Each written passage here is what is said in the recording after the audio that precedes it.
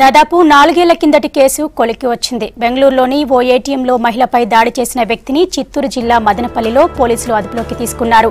2013 November 19న ఉదయం machine రోడ్డులోని ATM సెంటర్లో మహిళపై దాడి చేశాడు దుండగుడు. డబ్బులు డ్రా చేసి ఇవ్వాలని బెదిరించాడు. వినకపోవడంతో వేటకత్తితో విచక్షణ రహితంగా దాడి చేసి పారిపోయాడు. అప్పటి నుంచి తప్పించుకు తిరుగుతున్న నిందితుడు ఎట్టకేలకు మదనపల్లిలో పోలీసులకు చిక్కాడు.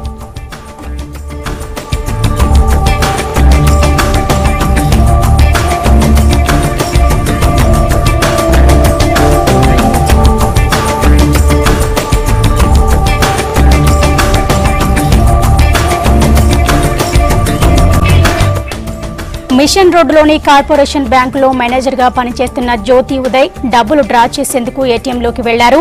వెనకే వచ్చిన దుండగుడు హఠాత్తుగా లోపలికి వచ్చి ఏటీఎం సెంటర్లో షట్టర్ మూసేశాడు. తప్పించుకునేందుకు ప్రయత్నించడంతో గొంతు నొక్కి కత్తితో బెదిరించాడు. తర్వాత డబ్బు డ్రా చేసి ఇవ్వాల్సిందిగా డిమాండ్ చేశాడు.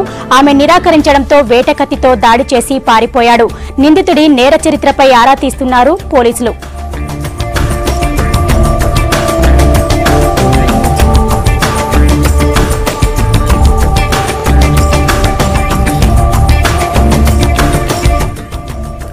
దాదాపు 4 ఏళ్ల కిందటి కేసు కొలిక్కొచ్చింది. బెంగళూరులోని ఓ ఏటీఎంలో మహిళపై దాడి చేసిన వ్యక్తిని చిత్తూరు జిల్లా మదనపల్లిలో పోలీసులు అదుపులోకి తీసుకున్నారు. 2013 నవంబర్ 19న ఉదయం మిషన్ రోడ్డులోని ఏటీఎం సెంటర్లో మహిళపై దాడి చేశాడు దుండగులు.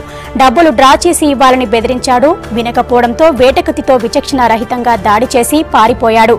అప్పటి నుంచి తప్పించుకు తిరుగుతున్న నిందితుడు ఎట్టకేలకు మదనపల్లిలో పోలీసులకు చిక్కాడు.